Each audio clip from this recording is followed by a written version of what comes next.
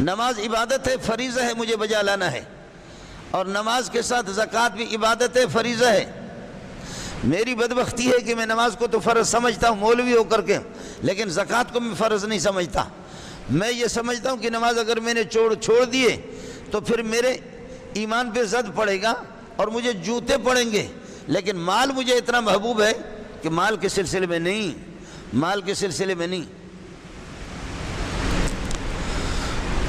مولوی مالدار ہو کر کے پھر بھی زکوٰۃ کے مستحق ہے، انا للہ و انا الیہ راجعون۔ مالدار ہو کر کے وہ ظالم پھر بھی زکوٰۃ کے مستحق ہے۔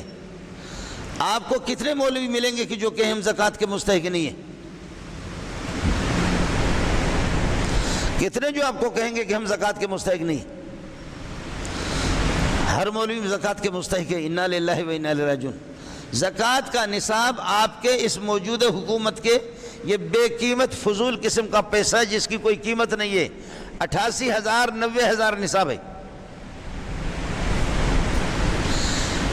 جس طرح نماز کو فرمایا کہ من ترک الصلاۃ متعمدا فقد کفر، جان بوجھ کر کے نماز چھوڑتا ہے تو گویا کہ کفر کے بارڈر پہ پہنچ گیا وہ۔